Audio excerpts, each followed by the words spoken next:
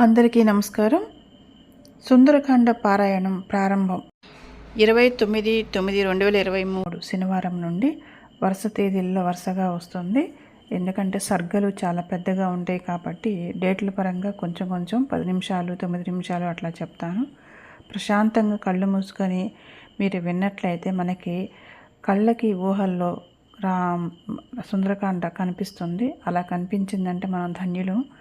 దయచేసి లైక్ చేయండి, షేర్ చేయండి మరియు సబ్స్క్రైబ్ చేయండి. ఏమన్నా తప్పులు కనుక ఉన్నట్లయితే నన్ను మన్నించండి. Lakshmi cosmic world. ఓం గం గణపతయే నమః. వాల్మీకి మహర్షుల వారు శ్రీమద్ రామాయణాన్ని వ్రాస్తూ కొంత కథాభాగానికి కాండ అని పేరు పెట్టారు. శ్రీరామచంద్రునికి సీతమ్మతో పెళ్లి కావడం, అయోధ్యకి లక్ష్మణ భరత శత్రుఘ్నులు కూడా భార్యలతో రావడం వరకు ఉన్న కథని బాలకాండ అన్నారు. కైక వరాలు కోరడం, సీతారామ లక్ష్మణులు 14 సంవత్సరాల వనవాసం కోసం అయోధ్యని వీడి వెళ్ళడం, అత్రి మహర్షి అయిన భార్య అనసూయాదేవి వీరిని ఆశీర్వదించడం, అనసూయాదేవి సీతమ్మకి వాడని పూలని వస్త్రాలని బహుకరించడం వరకు ఉన్న కథని అయోధ్యకాండ అన్నారు. సీతారామ లక్ష్మణులు అరణ్యంలో సంచరించడం, విరాధుణ్ణి వధించడం, మహర్షుల ఆశ్రమాలు సందర్శించడం, శూర్పణఖ రావడం, సీతని రావణుడు అపహరించడం, కబంధుని వధ, శబరికి రాముడు దర్శనాన్ని ఇయ్యడం వరకు ఉన్న కథని అరణ్యకాండ అన్నారు. సుగ్రీవుని భార్య రుమను ఎత్తుకుపోయి తన భార్యగా చేసుకున్న వాలిని వధించడం, అతని ప్రశ్నలకు సరైన సమాధానం ఇవ్వడం, తన భార్య సీతని వెదికే నిమిత్తం అంగదుని సేన నాయకత్వంలో ఆంజనేయునికి అంగుళీకాయని ఇచ్చి పంపడం, ఆంజనేయుడు మొదలైన వానర శ్రేష్ఠులు లంకా సముద్రం దగ్గరకు చేరడం వరకు ఉన్న కథని కిష్కింధకాండ అన్నారు. ఈ మీదట రాబోయే కథ సుందరకాండ. రాముని ఆలోచన చిత్రమైనది. సీతమ్మని ఎరిగిన లక్ష్మణుడు చెంతనే ఉంటే కాదని ముక్కు మొగం ఎరుగని ఆంజనేయుణ్ణి లంకకి పంపింపదలిచాడు. ఈయన పంపదలిస్తే హనుమ కూడా నేనెరుగను అనకుండా వెళ్ళడానికి సంకల్పించాడు. దక్షిణ సైన్యానికి నాయకుడు అంగదునకు కానీ, అందరికంటే పెద్దవాడైన జాంబవంతునకు కానీ ఈ అవకాశం లేక హనుమకే ఈ అవకాశం రాముడు ఇచ్చాడు. దీన్నే భగవద్ అనుగ్రహం అంటారు. మనం చేయలేని పనిని కూడా మన మీద భగవంతునకు అనుగ్రహ బుద్ధి కలిగిన రోజున మనకే అప్పచెప్తాడు. రాముని అంగుళీయకం ఎవరికీ కాకుండా తనకే ఇచ్చినా మిగిలిన వారిని తక్కువగా చూడడం కానీ, తానే ఎక్కువని భావించడం కానీ హనుమకి లేవు. ఈ లక్షణాలన్నీ హనుమకి నిరంతరం రాముణ్ణి మనసా భావన చేయడం వలన కలిగాయి.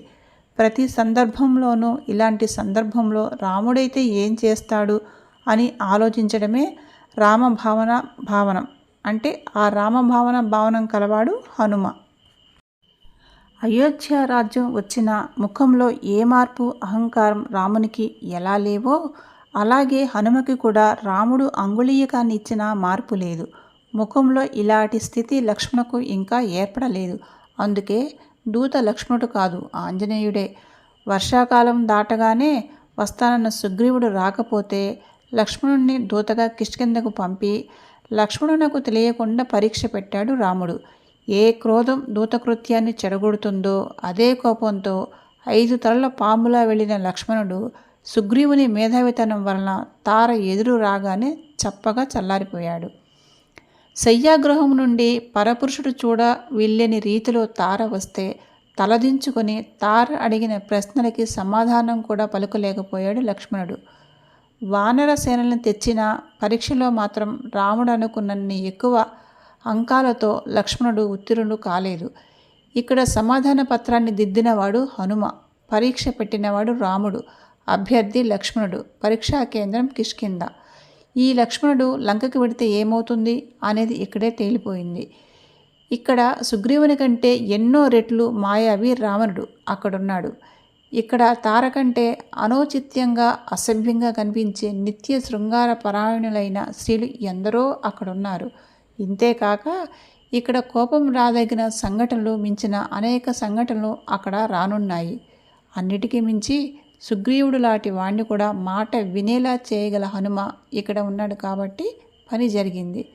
అక్కడ అలాంటి వాడు విభీషణుడు ఉన్నా హనుమతో బలాక్రమాలకి సాటిరాడు. అలాగే సుగ్రీవుడు కూడా దూతకృత్యానికి పనికిరాడు. రాజైన వాడు దౌత్యానికి పోరాదు. పైగా అతడు లేకపోతే అతని సైన్యం తన మాట వినకపోవచ్చు. లేదా లంకకి వెళ్ళిన సుగ్రీవుడు మాయావి అయిన రావణుడితో చేయి కలిపితే విషయం జటిలం కావచ్చు. అదీకాక అనుమాన స్వభావం కల సుగ్రీవుడు తాను లంకకు వెళ్ళిన కాలంలో తన సైన్యాన్ని రాముడు తన వైపుకు తిప్పేసుకున్నాడేమని భయపడవచ్చు. దానితో పని అయినా కాకపోయినా అల్ప వ్యవధిలో తిరిగి వచ్చేస్తాడు. దౌత్యం చెడుతుంది. అన్నిటికీ మించి అంగదునికి సైన్యం మీద అధికారం కొంతకాలమైన ఉండడం సుగ్రీవునకు గిట్టనిది. అంగదుడు కూడా దూతకృత్యానికి పనికిరాడు. పినతండ్రి సుగ్రీవునికి పనికి సహృదయత అంతగా లేదు. వానర సైన్య మధ్యంలో సుగ్రీవుని గురించి చాలా తప్పుగా మాట్లాడాడు. సముద్రపు ఒడ్డున రాకముందు ఇతడు వెడితే ఆలోచనలు సుగ్రీవుని మీద ఆలోచనలు లంకలోనూ ఉండి పని సానుకూలపడదు. ఇక ఈ ఇద్దరిలో ఎవరూ పనిని సాధించినా మరొకరికి అసూయ ద్వేషాలే. ఇలాంటి రామభావనని భావించగల జాంబవంతుడు కూడా ఇక్కడే ఉన్నాడు. భగవద్భావనతో శ్రీ మహావిష్ణు త్రివిక్రమావతారాన్ని 3 మార్లు ప్రదక్షిణం చేయాలని సంకల్పించి 21 మార్లు చేయగలిగాడు. అందుకే అలాంటి జాంబవంతుడు సరియైన కాలం ఇది అని గ్రహించి, సరియైన వ్యక్తి అంగుళీయకాన్ని పొందిన హనుమ అని గ్రహించి, అతని బలం అతనికి గుర్తు చేసి మహేంద్ర పర్వతంపై సముద్రం ముందు లంకకి ఎగిరేందుకు వీలుగా ఆంజనేయుణ్ణి నిలబెట్టాడు. ఇక నుండి సుందరకాండ ప్రారంభం అవుతుంది. జాంబవంతుడు ప్రోత్సహించిన మీదట శత్రువులని నాశనం చేసే స్వభావం కల హనుమ సీతాదేవిని వెదకదలిచి సముద్రం ఎదుట నిలుచున్నాడు. చుట్టూ వానరగణం నిలబడి ఉంది. రావణుడు ఎత్తుకొని పోయిన సీత జాడని దేవలోకంలో పాటలు పాడే చారణులు అనేవారు ప్రయాణించే మార్గంలో పోయి తెలుసుకోవాలని సంకల్పించాడు. ఎదురుగా అంతా నీరే. అలలతో ప్రతిధ్వనిస్తున్న సముద్రాన్ని చూశాడు. ఇదెంత అన్నట్లు తల మెడ పైకెత్తి చూసేవారికి మదించిన వృషభంలా కనిపించాడు.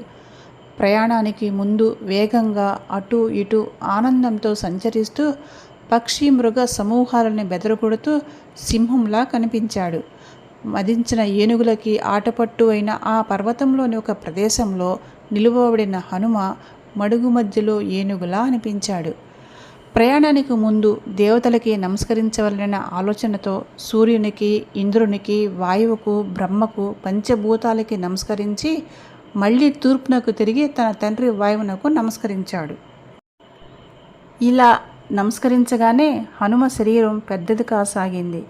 4 పాదాల మీద వానర రూపంతో అడ్డంగా నిలబడిన హనుమ శరీరం 4 దిక్కులకు ఊర్ధ్వ దిక్కుకి పెరగసాగింది. వానరులు మొదట చూసినప్పుడు ఆంజనేయుని మెడ ఉన్న చోటికి ఇప్పటి హనుమకి చీలమండలు వచ్చాయి. అంత ఎత్తు ఎదిగాడు. అలాగే వెనుకకి, ముందుకి, ప్రక్కలకి కూడా శరీరం పెరిగి 10 యోజనాల వెడల్పు, 30 యోజనాల పొడవు అయిన శరీరం అయింది.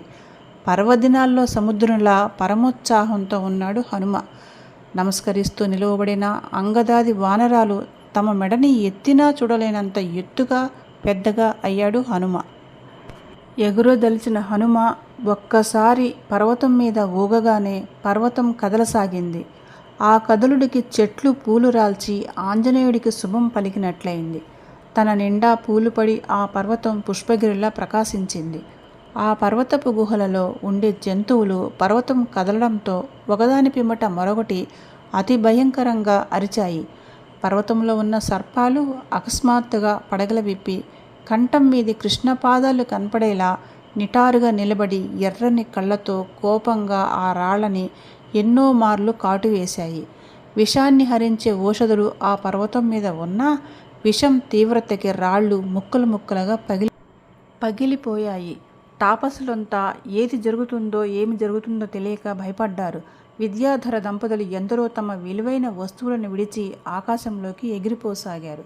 ఎగురుతూ క్రిందికి చూడగా పర్వతంలోని మహర్షులు వారితో ఇలా అన్నారు: విద్యాధరులారా, రాముని కోసం, అతని అభ్యుదయాన్ని కోరే వానరుల కోసం ఎవరూ చేయలేని సముద్రాన్ని దాటడం అనే అసాధ్య కార్యాన్ని ఇతడు చేస్తున్నాడు అని.